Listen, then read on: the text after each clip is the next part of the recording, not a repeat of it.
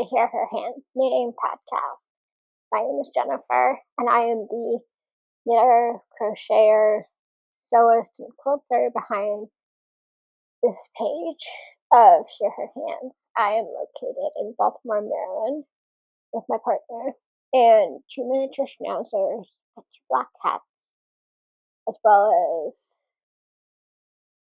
my partner and I are both deaf, and we primarily communicate in American Sign Language. So that's a little interesting tidbit about me. I'm not originally from Maryland. I'm originally from Colorado, so some of my pronunciations around here are a little off, but I try really hard with what I know from the locals. Anyway, something I've really been into since I moved here to Baltimore, especially in the last 5 years, is knitting. Before that, I was a sewist. I came to crochet when I was 10. I came to sewing when I got married in my 20s, and I started quilting not long after I learned how to sew. So that's where all of the creativity comes from. But today, we're going to be mostly talking about knitting. Double checking here. We're going to be talking about knitting. I do have a crochet project, but it's like barely started. Not worth discussing right now. Can you not? Thank you. Yeah, you're stuck. Okay.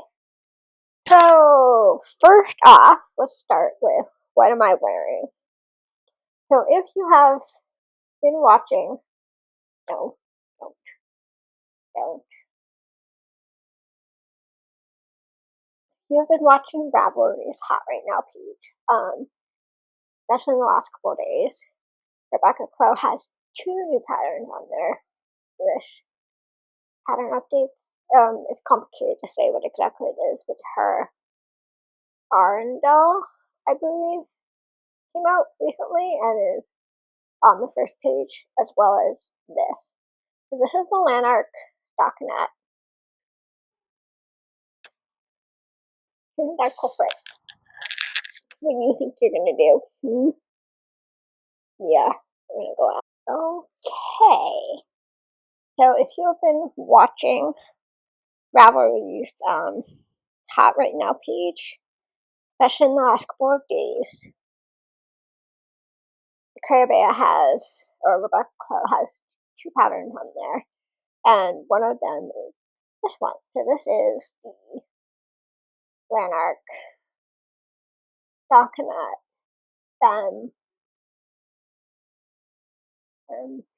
fit, I guess. So I have knit this in a size 1. I've also knit it in like straight up alpaca, I think. This is. Do I have my notes? Ow.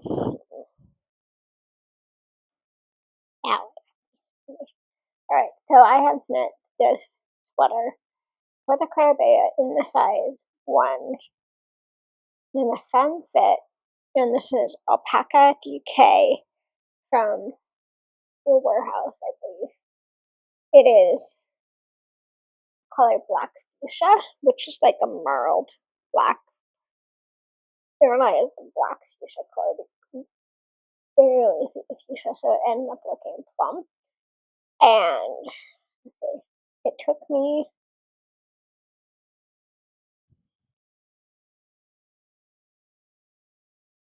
I think it took me close to 2 months to knit this, but most of that had to do with the fact that I was traveling, so I missed. There were a couple of weeks here and there where I couldn't work on it at all, because it wasn't really. It was pretty quickly not a very travel-friendly project. But it is done. I definitely put off installing the zipper. I was a little nervous about that, but I must admit that Rebecca's video in the file is like incredibly helpful. It is really pretty. The only thing is I think I'm actually going to rip this out and knit it up a size, re-knit it a size larger. It has very little, it has nothing to do with the fit. The fit looks great. It has to do with, it's still short. Like, for me, it's short for my preferences. And I'm finding the alpaca is itchy when it's at this, like, form-fitting style. Honestly, I might get the masculine fit, like, just for cozy, comfy fit of it, but it is very pretty. And it is going to be an incredibly useful sweater once I finish it for the second time. However, I will say I think that this proves that, like, working your patterns to make them more, like, size and body inclusive, not just size inclusive, so, like, masculine, feminine, non-binary style inclusive, and size inclusive, really benefits you as a designer, because Rebecca didn't even sell this pattern. She just added the stockinette, and the, like, fit styling upgrades to the old pattern, which is the Lanark fisherman rib style. So it's like a ribbed fit. It almost looks brioche, but it's not. And just those updates and, like, improvements to it really improved her sales on this. It's gone to the point where this pattern is in middle top of the top hot right now page. So if you're a designer and if you're willing to listen to somebody who's a whole lot of nobody, I really highly recommend doing this to your patterns. Like, just regrade them, make them fully size inclusive, get them test knitted by people of all body sizes, especially the larger sizes and especially the smaller sizes. Now, I know that's not an easy thing to do, but there are ways to work that. And this is just further evidence that that sort of inclusion is really, really wanted from the community of knitters who buy patterns, right? So if you're a designer, and you thought that maybe it's not worth your time and effort to go back and upgrade your size inclusivity or regrade your patterns to have different, like, fit styling, this is evidence that yes, it is really worth your time. Like, it's not, I don't think selling patterns, like, especially in a one by one pattern thing, is, like, incredibly lucrative, but I think if you want to sell more patterns, you should think about appealing to more body sizes and more body types and more body presentation. So, like what I mean, math, non-binary. Like, if you want your patterns to go further, you have to be willing to do the work in order for them to go further. Does that make sense? So this one, I am going to reknit it, but any of the issues that I'm having with the pattern are my own. The majority of them are the yarn. I don't understand why it's like pure alpaca, DK weight alpaca with, like, a little bit of polyamide, I think. I don't understand why this is itching me so bad, but my fairy silk sweater held with a sock yarn doesn't, because this itches like heck and that doesn't. But I think that sizing it up and making it so it's just not as tight fitting, it will not be as itchy. like it itches where it touches. So yeah. But yeah, if you are in the market for a half zip, and honestly making this a full zip is not difficult. It's basically turning it into a cardigan, knitting this part all the way down. But I would highly recommend the Lanark. I'm really glad it did test knit. I really always appreciate Rebecca's test knit. She was incredibly thoughtful and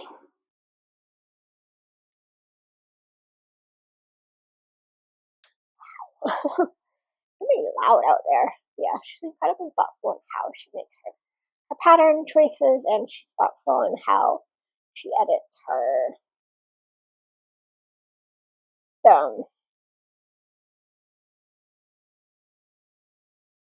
she edits her patterns so that they're readable and easy to follow. So this is my Lanark. If you are in the market for a quarter zip or a half zip sweater, especially if you're in the market for one that has a more masculine or feminine leaning fit, I recommend this. And I'm excited to knit it. It was a fun knit, honestly. Like a little stockinette sweater. It really, like, you could not ask for a better sweater to knit for many circumstances. So I really enjoyed it, and I wish I could wear it without being itchy, but I'm not incredibly upset about pulling it out and redoing it. So there's that. Alright, so this is my first thing. I think that my two finished objects were finished all around the same time. Honestly, I don't remember my other finished object. Well, I've mentioned this one before. Oh, wait, no, actually. I've mentioned this one before. So this is the Sophie head. Now, it took me like a year and a half to knit. It took forever. And it was fine, but it's nothing fancy. And I don't regret knitting it, but I don't think I will knit any more of the pattern by this designer. Just based off of this and yeah. Her inclusivity, which we have talked about, and I will refer you to the Size Inclusives Collective if you want further information on that situation. But it's not fair of me as a small to straight size person to say anything about size inclusivity other than it is my job to make sure that I am investigating who I am supporting as far as a designer, and because I am a straight size, my buying habits matter, and because my buying habits matter, I make a real effort to knit, promote, and buy patterns by designers who are truly size inclusive. So this one's not it, but I mean, the hood, it's like hat. It has been worn a lot, I will say. I really wanted a tie-on hood.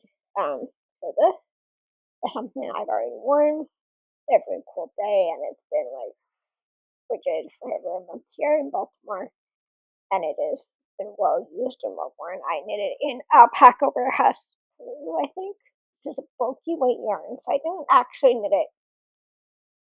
I don't think I knit it entirely to pattern because my yarn is thicker, but that is not a problem. And then with my leftover skein, I knit a pair of, these are called stashes, mittens. And I knit them because they have the same garter bumps. So these are a pair of these. There doesn't seem to be any clear difference in the thumb, but I think some of this is just how mittens are especially from my memory of like my grandmother, of my grandmother knitting mittens when I was little. Her thing was every year she knit us a new pair of like solid stockinette red mittens, so they were hard to lose. And we wore those mittens every single day because I grew up in Colorado, where at the time it did snow all winter. And the nice thing about those was because they were red, they were a lot harder to lose in the snow. And I very soon she used red heart, and we just stuck them up next to the heating vent, and they dried overnight, and they were ready to use the next morning to go back out in the snow. So these are great. I will say garter is not ideal from what I did these for. So I knit these for dog handling outdoors because my hands were really cold. But dog handling and treats means that there's dust all over these every time I try to use them. And I'm not the hugest fan, but really, they're washable. They're they're wearable. I will continue wearing them, and I will probably just like brush the treat stuff off every time I'm done. But that is my next finished object. These two I finished at the same time. I finished them around the end of January. Especially because I badly needed these after last big snowstorm where it was so cold. And then for most of this month, February, I spent finishing this sweater. So this is my, what is this? Hold on. Queen Cami by Tori.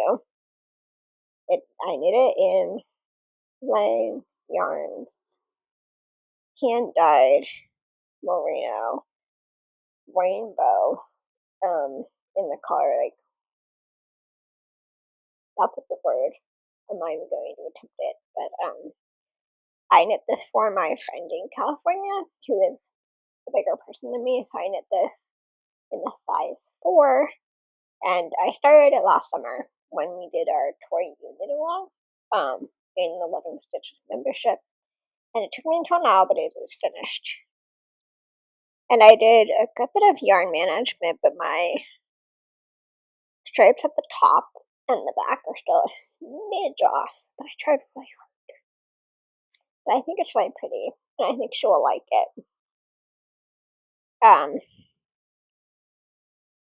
So next, I'm only going to do the project I've been like currently working on. So we have talked a little bit about this one, so we will talk more about this briefly. Right, so this one I am knitting the Anthology Throw by Helen Stewart. And I'm knitting this in knitting McPurly's Advent from Christmas time of For God to Love the World. And I have like a single ball of,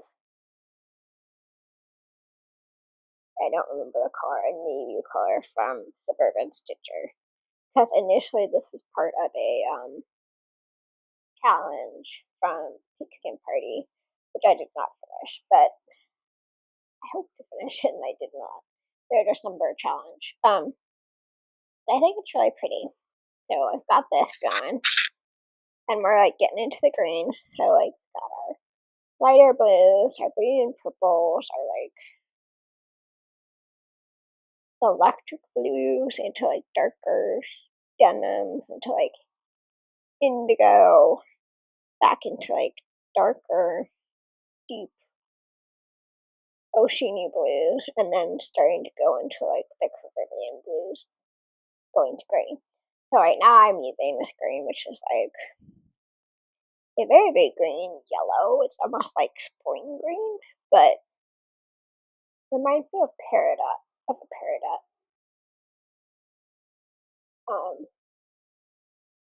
gemstone. but I'm almost ready to turn into the next color, and my next color is in my swatch. So the other thing I wanted to start working on quickly was this.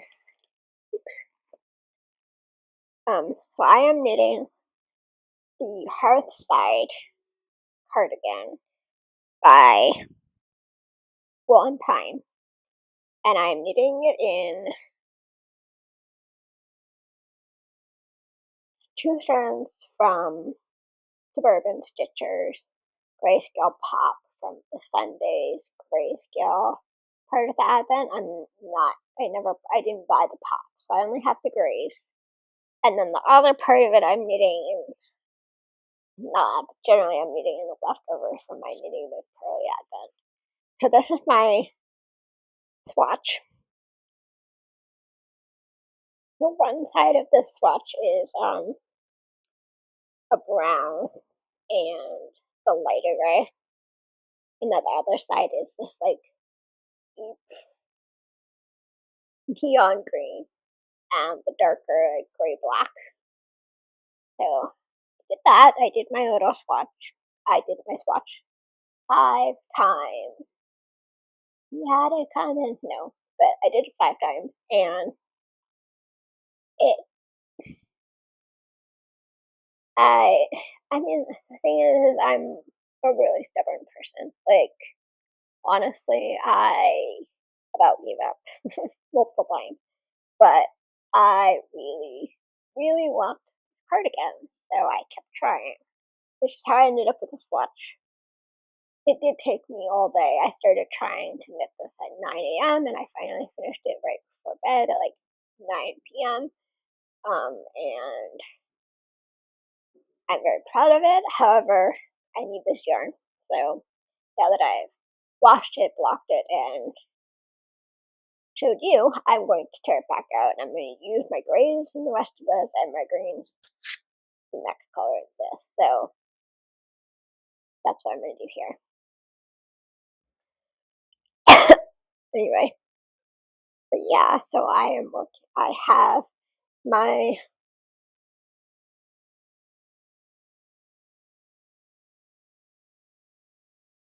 swatch for my Hearthside cardigan. And then the next thing I did this week and ish was I cast on my Hearthside cardigan. So all of these put backwards there. Okay.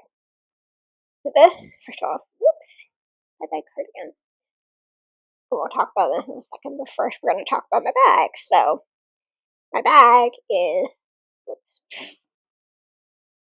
a Bethany bag. It is from the Wandering Purl, and it's covered in cat hair, but this is really one of my favorite things. This is the jewelry bag. It's pretty simple. Boxy bag with a lining and a zipper. Very typical basic bag, but like Bethany is such a detailed sewer that I mean I could make a bag like this, and I just do not care to. Especially now that I found her bags.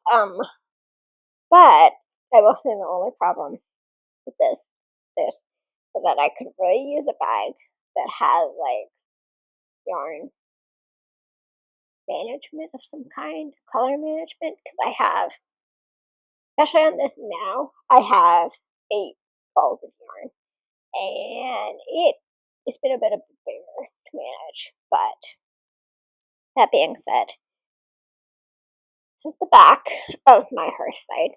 So the Hearthside, you start with inside out. Yes. Okay. The right way. Alright. So with the Hearthside cardigan, you start out with a little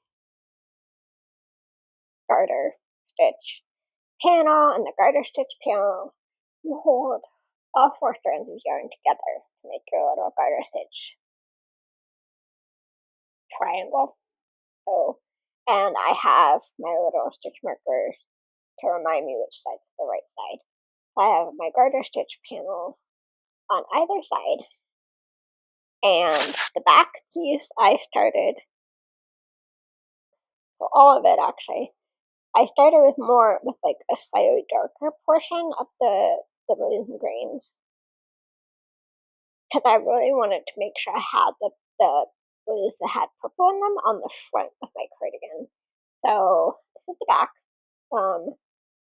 And then when I got into the brioche, I got the blues and the gray on the front side of the brioche, and then the darker like blacks and the greens on the back side of the brioche. I will say, you know, like this particular project is requiring a lot of like weighing and measuring for me, and that is just because I very particularly want my yarn colors to be like as balanced as I can get them. So I might say that this is not, I'm not sure that this is something you would normally choose to use a whole advent for, not even a fade. But that I might do it again. I'm finding this fun. I'm anxious about how it's turning out, because I see lines and like I see dead people. No, I see lines and I'm not sure if I like them. But just the back. I am very pleased with this color in this lighting. It's harder to tell when it gets darker, but also the front. The front has like more of the purplies in it, and it's more of a lighter green on the inside side of it. But it's been really fun. So I am knitting this in slightly larger than my usual size. I'm knitting the second size, which I think will still be fine. I prefer things to be a little less fitted, so I made it in the second size, and also I believe I went up the needle size. Yes, I did. I went up the whole needle size for both sections because I'm a tight knitter. So I think I'm doing a 6 on the garter and like a 5 on the brioche. But I will also say that I've learned a lot, and my brioche looks pretty good. I feel like if I say I'm pleased, I'm going to jinx myself, but it looks nice. We're doing well so far. We're definitely doing some yarn management going on here, and like something I did almost as soon as I decided to stop was I had picked up, like I did a cross on the wrong needle somehow, and like what happened? I had my larger needle over here holding my garter, and then I used that needle and did a cross, and was like, no. Which is why everything's on hold now. But the other thing about this is I have so much yarn in here, and it's like really small balls of yarn, so it kind of feels like a really big mess. So I guess if you're the kind of person who sells bags or knows of bags that would be good for management for 8 colors of yarn, I would incredibly appreciate your advice on that. But what I've got, I'm making it work. And it's pretty and it's fun, but I do really have to focus on it when I'm working on it. So that is the majority of what I'm working on right now. It's been a little bit of like, especially with the Hearthside, I'm sort of hyper focusing on it. It's just really fun. The color changes are fun. When I need a break from that, especially when I can't like completely focus on which direction I'm going, I come over to this. And this is, for the most part, it's either stockinette or I think pikas, like get you together, yarn over, that's Pico. So it's pretty simple. It's very much like the sort of thing you want to use for a Zoom call or, I don't know, any old boring appointment where you need to be able to put it down quickly and not worry about where you are. Would not be this. I do all 4 rounds of my videos before I put it down because I inevitably will get mixed up. But yeah, I mean, really, I've just been sort of focusing on a couple of things. I've been knitting a decent amount. I've just not been knitting as much as a variety. But what are you knitting this February? I'd love to know if you know anything specific for someone special for Valentine's Day or for, I don't know. We're coming into a new season. I know it does not feel like we're coming into spring here in Baltimore. It's snowed today again. So I'm not knitting warmer weather clothes yet, as evidenced by my British sweater. But are you knitting for summer yet? Are you starting to get ready to knit more springy things, or are you still like full on in dark winter? Probably if you're in the northern hemisphere, like me, in this half of the country that keeps getting slammed with snow, you're probably still thinking about winter knitting. But if you're not, I'd love to share what are your plans for, going into warmer weather knitting. I do have several balls of yarn over here. Talk about warmer weather knitting. Yeah, I have I got a full set and another Advent a pink one that I think still needs to know what to do with that. I'm not really a pink girl, so I'm not sure. Yeah, if you are more of a like preppy, I don't know, casual girl, what would you knit with an all pink fade Advent? Because I'm stuck. Yeah, and I don't know, I hope you're staying warm. It has stopped snowing here, but it's chilly. So stay warm, and I will see you in the next one. Bye.